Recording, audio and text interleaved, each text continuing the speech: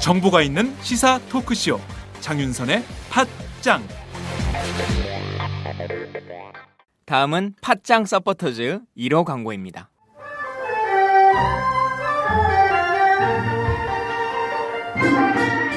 양꼬치집에 대한 모든 편견을 깼다. 풍무 양꼬치. 착한 가격, 품격 있는 공간. 국내외 유명인들도 자주 찾는 풍무 양꼬치. 나는 그 집 양갈비가 훨씬 맛있던데. 누나, 나는 그 집 맛있는 요리들이 지금도 잊혀지지 않고 있어요. 단체석이 많아 모임하기 좋은 곳. 풍무 양꼬치. 대림역과 구로 디지털 단지 역점 두 곳에 있습니다. 예약 문의 02809-9292, 02809-9292. 잠깐, 팟짱 애청자라고 말씀하시면 통큰 서비스를 제공합니다.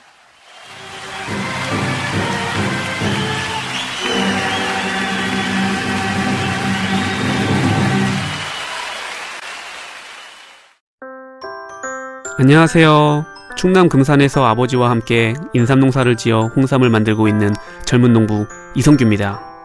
사람들은 쉽게 양심하지만 양심은 말로 하는 것이 아닙니다.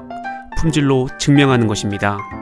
양심은 고지식의 대명사 아버지가, 품질은 항상 발전을 추구하는 아들이 각각 책임지는 환상적인 조화, 거기다 직거래가 가능한 합리적인 가격까지. 믿을 수 있는 홍삼 제품을 찾고 계신가요?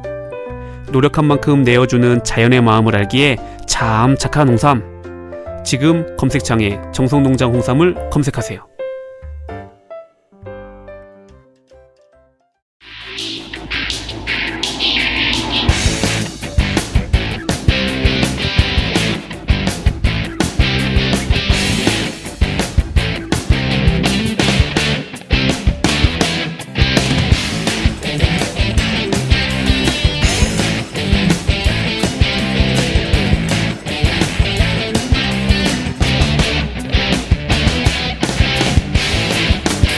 박정호의 팟수다. 안녕하세요. 팟수다의 박정호입니다. 지난 22일 시작된 남북 고위급 회담이 오늘 새벽 극적으로 타결됐습니다. 북한은 지뢰 폭발 유감 표명을 했고 우리 측은 대북 확성기 방송 중단을 하기로 했습니다. 그리고 이산가족 상봉 합의와 민간 교류 활성화까지 합의를 했는데요. 여러분들은 이번 회담 결과 어떻게 평가하십니까? 오늘 팟수다에서는 이번 회담 결과에 대한 여론을 들어보겠습니다. 먼저 북한 전문가인 홍익표 새정치민주연합 의원과 함께 이번 남북회담의 성과와 향후 과제에 대해서 말씀 나눠보겠습니다. 안녕하세요, 의원님. 네, 안녕하세요. 홍익표입니다. 반갑습니다. 네, 반갑습니다. 제가 의원님 의원회관 찾아와서 의원실에 같이 앉아 있는데요. 바로 제가 오늘 온 이유가 오늘 새벽이죠. 발표된 남북 고위급 회담 결과 때문에 제가 막 달려왔습니다. 우선 이번 회담에 대한 전체적인 평가 말씀부터 좀 해주시죠. 네. 저는 이번 회담에 대해서 전체적으로 상당히 긍정적으로 평가하고 있습니다. 네. 특히나 그동안 첨예하게 비무장지대를 둘러싸고 남북이 일촉즉발의 위기까지 간 것을 해소했다는 측면에서 그것도 대화로 해결했다는 측면에서 일단 남북 당국이 모두 승리자다. 저는 이렇게 표현을 하고요. 네. 남북 당국이 결국은 서로가 양측의 국민의 안전과 생명을 지키는 것을 우선으로 했다는 점을 저는 높이 평가하고 있습니다. 아울러서 단순하게 양측의 현안을 넘어서 당국 간 회담을 하기로 합의했다는 점, 그리고 더 나가서 이산가족 상봉과 민간 교류를 활성화하겠다라는 6번째 합의가 있었지 않습니까? 네. 즉 이것은 그동안 남북 간의 교류 협력과 남북 관계에 상당한 제약 요인으로 작용해왔던 오이사 조치를 사실상 해제한 것을 볼 수 있다는 측면에서 네. 저는 진전된 합의다 이렇게 평가하고 있습니다. 네. 대체적으로 진전된 결과다 이런 말씀해 주셨는데 일각에서는 이런 얘기도 있습니다. 북한이 사과가 아니라 유감 표명을 한 건 약한 게 아니냐, 이번 상황과 맞지 않는 게 아니냐, 그리고 또 북한이 이렇게 도발을 했는데 사과가 아니고 유감이야? 그게 말이 되나? 우리가 왜 합의해줬지? 이런 목소리도 있어요. 이런 지적 어떻게 보십니까? 이제 두 번째 항의 문제를 얘기하시는 것 같은데요. 네. 거기에 일부 우리가 불만을 갖고 계신 분들이 지뢰 도발이 아니라 폭발이고, 네. 그다음에 사과가 아니라 유감이고, 또 재발 방지에 대한 약속도 없다. 이래서 이게 그렇죠. 부족하다 이런 지적이 있는데, 네. 이것은 국제 사회에서의 어떤 국가 간 관계 또는 국제 사회에서의 주체들 간의 사과할 내용들 또는 서로 간에 이해하고 양해하는 과정들의 합의문을 보면 네. 이 정도면 상당히 높은 수준의 사과나 유감 표명으로 이해하시면 될 것 같아요. 즉, 어떤 일방이 사과라는 표현을 국제사회에서 용어에 잘 담지 않습니다. 그렇게 담지 않고 이런 유감 충분하게 북측에서 지뢰 폭발로 남쪽 군이란 부상을 당한 것에 유감을 표현했다. 이거는 명백하게 주어도 있고 그다음에 사건도 지적하고 있는 거고 그거에 대해서 유감을 표명하기 때문에 네. 충분히 우리는 물론이고 국제사회 다른 국가들이나 국제사회에서도 북한이 이 문제에 대해서 사과한 것으로 사실상 사과한 것으로 이해할 수 있다 이렇게 보기 때문에 네. 저희로서는 충분히 정부가 좋은 결과를 가져왔다 이렇게 이해하시는 게 좋을 것 같습니다. 그리고 더 나가서 이런 이 현안을 넘어서 아까도 제가 말씀드렸던 추가적인 남북 관계 개선을 위한 여러 가지 합의를 했다는 것이 더 높이 네. 평가받을 뿐이라고 생각합니다. 과거와 현재보다 좀 더 먼 미래를 남북 관계의 미래를 보는 시각을 가졌으면 좋겠다는 것입니다. 네. 계속 강조를 해주시지만 6번 항이죠. 남과 북은 다양한 분야에서 민간 교류를 활성화하기로 하였다. 이 부분을 더 중점적으로 봐야 된다. 그렇습니다. 이런 말씀이신 예, 거죠. 그렇습니다. 네. 이 북한이 지금까지 명시적으로 사과한다. 이런 입장을 내놓은 적이 있나요? 명시적으로 사과한다 이렇게 표현한 적은 없죠. 네. 아까도 얘기했지만 그거는 북한뿐만 아니라 대부분의 국가들이 어떤 일이 있었을 때 사과한다라는 표현 잘 안 씁니다. 네. 자, 북한이 유감 표명은 여러 차례 있었습니다. 일부 언론에서 약간 오해가 있는 것처럼 이번이 처음이다 이런데 네, 통일부에서도 이번이 처음이다 이렇게 평가하고 글쎄요, 있죠. 어느 나라 통일부인지 모르겠는데 네. 통일부가 잘 보면 2002년 제2 연평해전 당시에도 북한이 유감 표명을 했어요. 전통문을 보냈지 않습니까? 통일부가 네. 가지고 있을 텐데 왜 처음이라고 그러세요? 당시에 또 참 재밌는 거는 조선일보 같은 경우 일부 보수 언론이 사설로서 유감에 대해서 굉장히 강력하게 비판했습니다. 그래서 김대중 대통령 시절이나 참여정부 시절에 유감을 사과로 받아들이면 잘못된 거고, 네. 박근혜 정부가 유감을 사과로 받아들이면 잘한 거다. 이것도 좀 이중잣대인 것 같은데, 네. 그것은 국제 정치에 대한 이해를 갖고 우리가 봐야 된다. 아까도 얘기했지만 국제 정치에서는 외교에서는 유감이라면 충분한 사과로 받아들이는 걸로 생각하면 됩니다. 네. 그러니까 사과의 주체가 유감 표명을 하게 돼 있는 거거든요.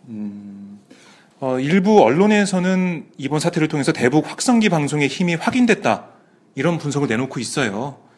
이 부분에 대해서는 어떻게 생각하십니까? 제가 여러 차례 강조해야 되는데 대북 확성기 방송이 북한이 불편해하는 것은 맞습니다. 예를 들면 북한이 불편해하는 여러 가지 사건들을 전달하고 있고 네. 또 북한 군인은 물론이고 주민들이 밤에도 방송을 하니까 밤잠을 못 이뤄요. 저도 사실은 전방에서 최전방에서 GOP 근무를 한 적이 있었는데 네. 그때만 해도 남과 북이 방송을 치열하게 할 때입니다. 실제로 1월 1일 날 새벽에는요.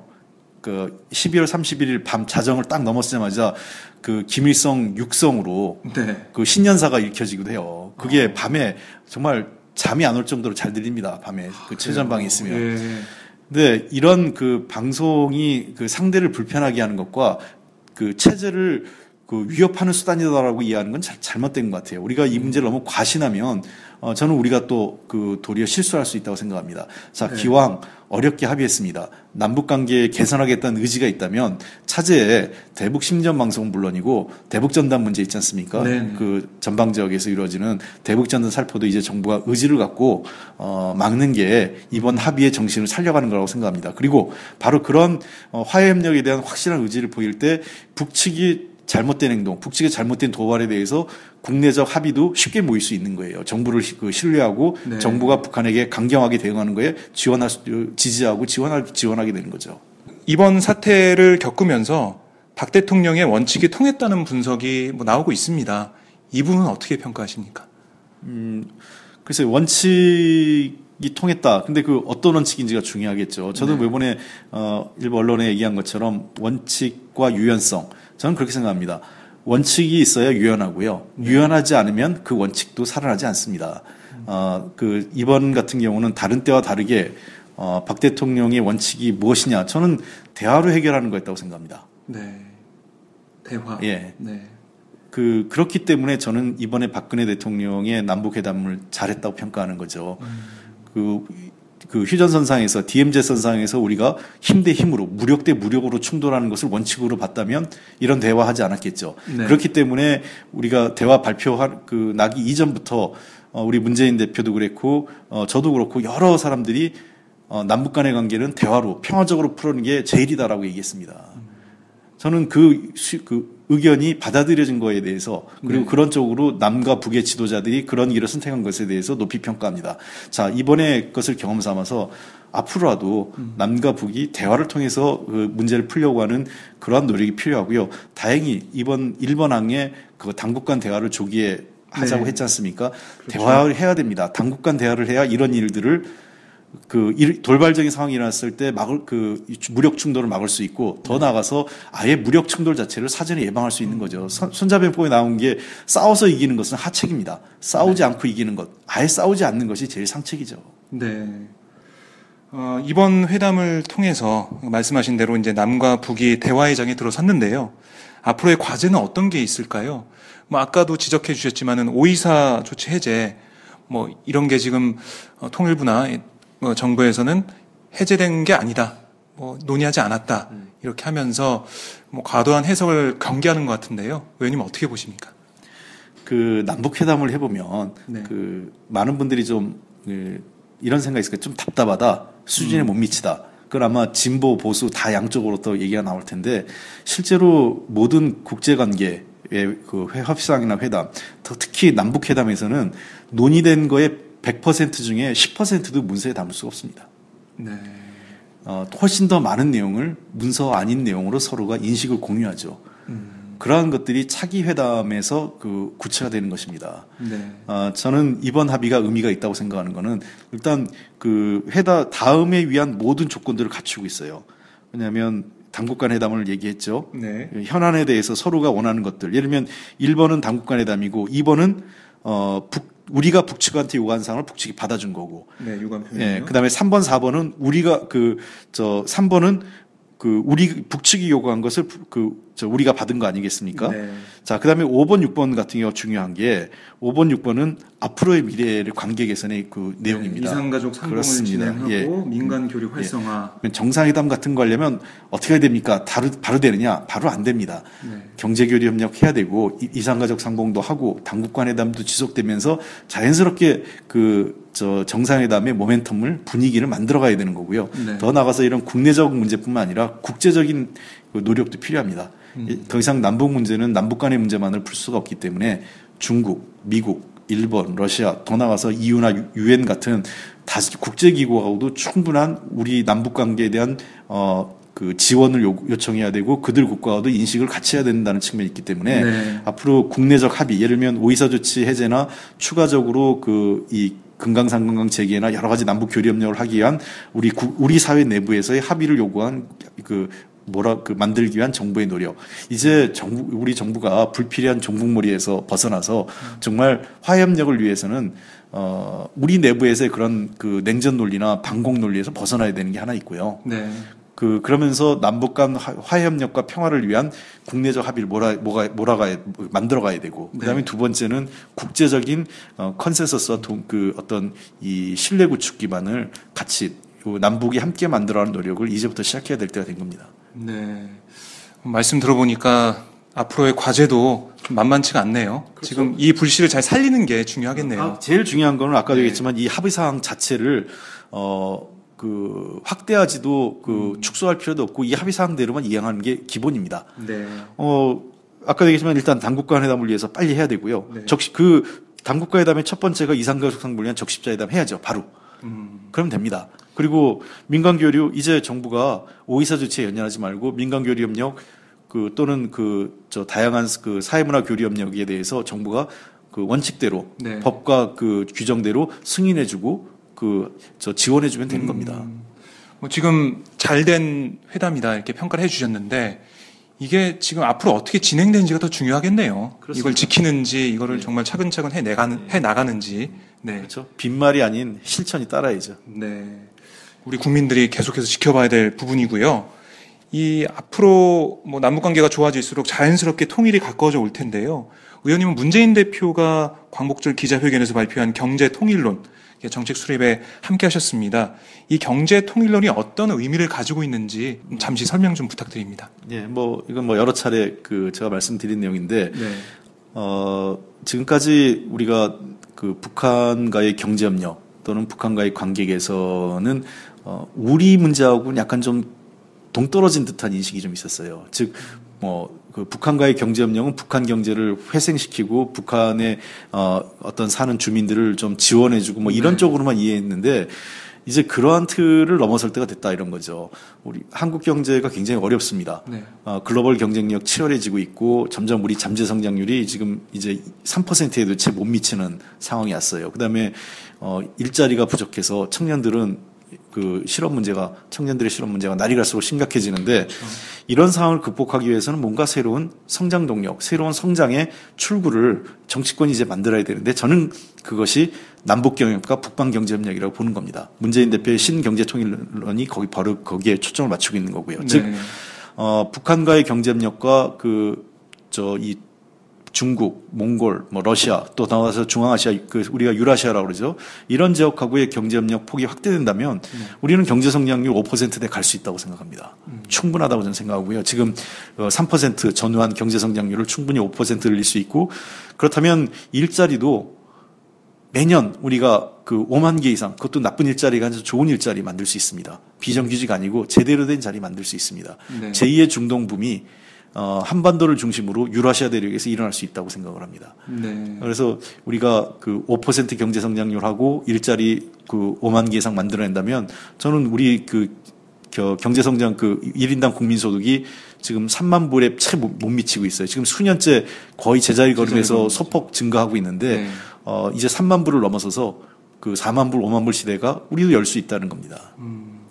그게 바로 이제 북한과 우리 간의 관계를 개선하고 경제를 같이 발전시키면서 가능하다 이런 말씀이신 거죠? 그렇죠. 그러니까 북한에 대한 지원도 있지만 북한의 지원 이전에 우리 경제, 우리 국민들의 먹거리, 우리 네. 국민들의 미래 비전, 그리고 우리 젊은이들의 일자리 창출을 위해서 남북 경제 협력 필요하고 북방 지역으로 우리의 경제 영역을 확대해야 된다. 이게 경제 통일론의 핵심입니다. 네. 그렇다면은 박근혜 대통령의 통일 대박론 이거와 좀 비슷하다는 얘기가 있는데 어떻게 보세요? 통일 대박론 같은 경우는 사실 저는 그래서 처음에 통일 대박론 여러 가지 비판적 시각이 있음에도 불구하고 좋다고 그랬습니다. 그러나 문제는 뭐냐면 박근혜 대통령이 그 이후에 그거에 대한 구체적인 방법을 제시하지 않고 있어요. 말로만 대박이다. 예, 말로만 대박이고 이걸 어떻게 하겠다. 또 말만 그런 게 아니라 실천 의지가 있어야 될 거 아닙니까? 통일 대박하기 위해서는 어떻게 해야 됩니까? 북한과의 관계 개선 해야 되는 거죠. 그렇죠. 그러면 제일 중요한 거는 당국 간 대화하고 오이사 조치 해제하고 교류협력 활성화해야 되는 거 아니겠어요? 그게 첫걸음이죠. 예. 네. 근데 그런 아무것도 하지 않고 그냥 통일 대박론이 무슨 로또입니까? 네. 저는 이번에 우리 문재인 대통령의 경제 통일론이 박근혜 대통령의 통일 대박론과 큰 방향에서는 어떤 이 기본적인 방향이나 큰 틀에서는 네. 같이 하고 있다 생각을 해요. 그러나 더 우리가 진전된 건 이번에 우리는 구체적인 방법을 몇 가지 구체적으로 제시를 했고 네. 또 그것이 단순하게 북한을 지원하는 게 아니라 우리의 먹거리, 우리의 미래 비전과 관련이 있다는 점을 분명히 있다는 점에서 조금 더 진전된, 그다음에 좀 더 앞서 나간 방안이라고 보고 있고요. 네. 정부와 언제든지 이 문제에 대해서 논의하고 협력할 의사도 있습니다. 네. 어떻게 우리 통일을 만들어 나갈지 이 방안에 대해서는 계속 얘기를 하고 대화하고 협력하면서 한 단계 한 단계 통일 쪽으로 가야 된다 이런 말씀이신데요. 그렇죠. 예. 저희가 한번 이번 회담에 대해서 한번 짚어봤는데 오늘 말씀 나누면서 정말 이 민간 교류 활성화 그리고 당국 간의 대화 여기에 방점을 찍어야 된다 이 말씀이 좀 기억에 많이 남습니다. 저는. 네. 마지막으로 팟짱 애청자 여러분께 한 말씀 좀 부탁드립니다. 저는 이렇게 생각해요. 하늘은 스스로 돕는 자를 돕는다 이런 말을 많이 하지 않습니까? 네. 통일이라는 게 어느 날 하늘에서 뚝 떨어지지 않습니다.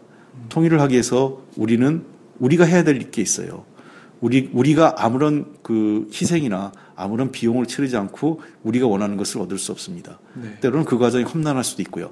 그러나 분명한 것은 우리가 원하는 목표, 우리가 지향이 되는 바가 분명하다면 그 과정에 국민과 정치권, 그다음에 모든 사회 그 단체들이 소통하면서 함께 만들어가는 과정이 중요하다고 생각합니다. 그래서 통일은 저희가 늘 얘기하지만 과정으로서의 통일입니다. 그 과정은 하나는 우리 사회 내부에서 통일에 대한 의지를 만들어가는 것이고 또 북한과의 통일에 대한 미래상을 함께 그려나가는 것이고 네. 그런 과정들이 모였을 때 한반도의 새로운 그 평화의 틀을 만들 수 있다고 보고요.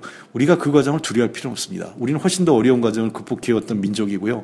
험난한 과정을 잘 슬기롭게 극복해왔습니다. 네. 자, 이제 우리에게 남은 그 세계사적 과제, 어떤 민족사적 과제가 통일이기 때문에 저는 이 통일 문제에 대해서 우리가 두려워하거나 또는 부담을 느끼거나 그럴 필요 없다고 생각합니다. 저는 우리가 만들어가는 통일 그리고 우리가 원하는 방향대로 통일은 그림을 그려나갈 수 있다. 그게 우리 국민들의 힘이라고 저는 생각합니다. 네.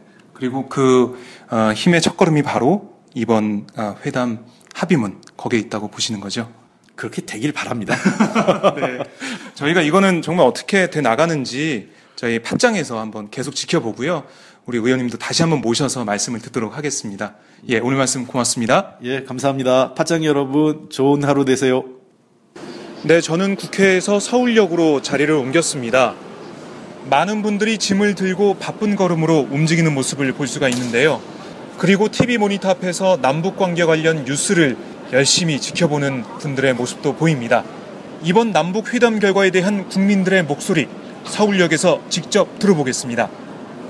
원래 그 합의가 될 것 같긴 했는데 너무 길게 끌어가지고 좀 불안하긴 했었거든요. 근데 어쨌든 잘 기다렸더니 뭐 그런 충돌 사항 없이 돼서 정말 다행인 것 같아요. 네.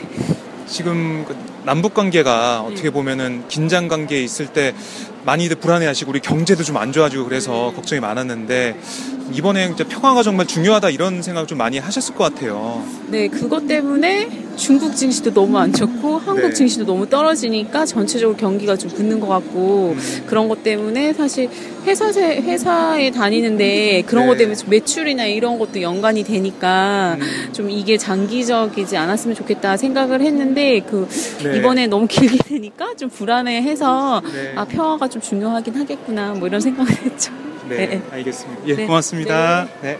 이제 아무래도 유감이라는 표현보다는 저희 측 사람이 다쳤는데 직접적으로 사과라는 표현을 받아냈었어야 한다고 생각하는데 그래도 뭐 북한이 그동안 해온 게 있고 그동안 태도 같은 걸 봤을 때는 잘 끝난 것 같기도 하고 어떻게 보면 전쟁 안 난 건 일단 다행이니까 네, 뭐 굳이 전쟁 나도 전 상관없다고 생각하는 쪽이라서 어차피 걔네는 그런 식으로 맨날 도발을 하니까 어차피 한 번은 싸워야 한다고 생각하고 근데 이 기회가 안 되면 뭐 다음에 어떻게든 다시 부딪힐 수도 있는 거니까 근데 뭐 일단 좋게 끝나서 다행이긴 하죠. 네. 4년간 이렇게 북한이 도발을 하고 그냥 회담을 해서 그냥 대화로 풀고 그냥 일으켰다가 끝나고 일으켰다가 끝나고 이래서 이번엔 조금 강력하게 대응을 하거나 그랬으면 좋았을 것 같은데 이산가족 얘기가 왜 나오는지 잘 모르겠고 우리만 너무 걱정하고 있었나 싶기도 하고 그쪽 측에서는 어떤 얘기를 어떤 분위기로 했는지 조금 의심스럽고 그냥 둘이 그냥 짠 건가 싶기도 하고 짠 건가 싶기도 하고요. 약간 좀 더 강력한 모습을 보여줬으면 좋았을 것 같아요. 뉴스는 못 들어봤고 일단은 뭐 페이스북이나 그런 걸로 통해서 알게 됐는데 일단은 먼저 북한에서 저희한테 일단 도발을 한 건 사실이잖아요. 그런 거 이제 말로 이제 잘 풀었다는 거는 좋긴 한데 이게 계속 이거를 또 반복적으로 한다면은 이건 또 다시 이제 국민들한테는 또 불안 요소를 또 줄 것이고 이제 아예 빨리 이제 통일 같은 거나 뭐 이런 쪽으로 빨리 진행을 해서 이제 이런 불안점을 없애는 게 더 좋지 않나 싶기도 하고요. 우리가 너무 당했잖아요. 안 그래요? 70년을 당했다 그런 게 사람이 네. 그게 참 어떻습니까? 그래 이 부분 참 그쪽에서도 반성을 해가지고 조부 아버지 자기 3대가 했으면은 뭐라도 이제 참 뭐 마음을 비워가지고 우리 동족이잖아요. 네. 예? 뭐 미국 사람 아니고 중국 사람 아니고 일본 사람 아닌데 그런 거 보면은 참 지금 우리가 생각할 게 많더라고. 이번에 그 김광진 장관님하고 저쪽에서도 그 만나가지고 네 분이 앉아가지고 하시는 거 보면 참 생각할 게 많고 어제도 보면 그렇잖아요. 2030들 말 20대 30대들 말이 다시 군대 간다고 하는 거 보니 그리고 전방에서 난 그걸 보고 좀 눈물 흘렸어요. 그 전방에서 오는 게 제대할 일 사람이 제대하고 말이야. 네. 좋은 데 한다 그러니까. 그래서 참 국민이 많이 생각할 게 많더라고 이번에 보니까요. 앞으로 남과 북이 좀 어떻게 나갔으면 좋겠어요? 우리가 이래 보면은 풀어야 되지요. 푸는데 순간적으로는 힘들게고 천천히 풀어나가지요. 네. 경제를 같이 껴줘 나가야 되지. 없는 사람하고 있는 사람하고 대본 같이 먹으려면 됩니까? 아예 이번 기회에 통일로 갔으면 하는 생각도 듭니다. 네. 이번에는 조금 저쪽에서 좀 약해졌다는 생각이 들기도 하고 그래요. 네. 좀 더 뭐 세게 도발 뭐 이런 걸 하지 않고 대화를 선택했다. 예. 예. 아마 김정은이가 아직도 위치가 불안한 것 같은 느낌도 들기도 하고 그래요. 예. 앞으로 우리 정부는 어떻게 해야 될까요? 여기 대해서 좀 생각을 좀 해보셨나요? 앞으로 이런 일들을 통해 가지고 좀 give and take를 좀 할 수 있으면 좋겠다 싶은 생각이 듭니다. 여러분 어떻게 들으셨습니까? 여러 가지 얘기를 들을 수 있었습니다. 그래도 한 가지 공통적인 건 대화를 통해서 이번 사태를 해결한 게 정말 잘했다 였는데요. 남북 당국이 이번 회담 결과를 바탕으로 좀 더 신뢰를 쌓고 대화를 하고 하나가 될 수 있는 방향으로 잘 이끌어갔으면 좋겠습니다. 서울 종묘공원과 탑골공원에서는 정교진 기자가 어르신들을 만나봤는데요. 어떤 목소리가 나왔는지 함께 들어보시죠. 아이 밀어버려야지. 그거 항상 두고 그놈들한테 항상 그 뭐 천안함이나 연평도나 뭐 그런 걸 봐봐. 그거 놔두면 또 무슨 지랄을 할 것이야 그거. 끝장을 봐버렸어야 지금 위기 상황만 모면하기 위해서 합의한 것이지 없어. 또 언젠가 또 깨도 또 지금까지 해나온 것이 그렇고 워낙 박근혜가 세게 나가니까 저쪽에서 우리나라에서 사과 정도는 제발 사과 먹는데 근데 사과는 아니잖아요. 그냥 유감 표명이지 그냥. 그렇다고 뭐 쟤네 또 안 일으키나요? 이북에도 원래 뭐 천안함 맨날에 뭐 도끼만에 뭐 청와대에도 습격이라고 보면 원래 꿀리는 자가 이렇게 하게 돼 있어요. 불안했잖아요. 어쨌든 간에 잘 됐으면 뭐 다행이죠. 뭐. 이런 일이 좀 없도록 좀 했었으면 가죠. 뭐 관광객들 또 안 오잖아요. 오다가 벌써 주춤하다가 지금 또 관광객들 또 오고 불안 뜨니까. 오이사 같은 것도 그런 것도 옛날 지나간 일이 아니야 그거. 지나간 거 갖고 자꾸 따지면은 앞으로 미래로 가야지. 나 그런 게 좀 못마땅해요. 좀 과감하게 좀 양보해줄 건 해주고 해가면서 좀 해야지. 저렇게 자꾸 대립만 하면은 국민들이 불안하잖아요, 솔직히. 추석에 또 이상 가지고 만난다고 하니까 그게 초점이에요. 이제 거기서 만나냐 안 만나냐 그러면 저쪽에서 완전히 거짓말한 것이고, 그리고 우리가 또 다시 또 합의를 하든지 의논해서 또 우리는 그냥 맨날 당하고 끌려만 다니고 그래서 이번에 총알에 오는 것을 우리가 몇 발을 더 추가해서 쐈잖아요. 그래서 이제 제가 겁먹은 것 같아요. 네, 오늘 파수다에서는 남북 회담 결과에 대한 목소리를 들어봤는데요. 어렵게 대화 기회를 얻은 만큼 남과 북이 이산가족 상봉, 그리고 당국자 간의 회담, 민간 교류 활성화 등을 최선을 다해서 추진해 나가길 바라겠습니다. 오늘 파수다는 여기까지입니다. 고맙습니다.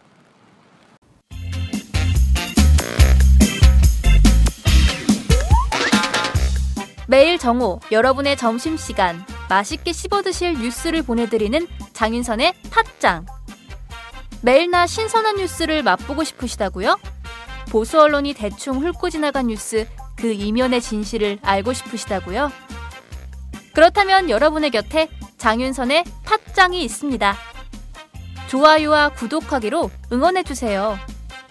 포털사이트 검색창에서 장윤선의 팟짱을 치거나 모바일 앱스토어에서 팟빵 클릭 후 장윤선의 팟짱을 들러주세요.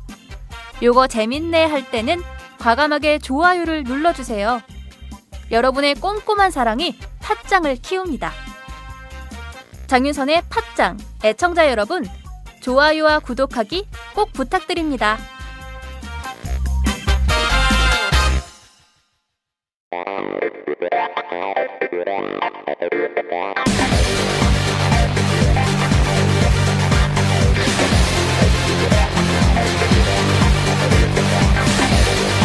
정보가 있는 시사 토크쇼 장윤선의 팟짱.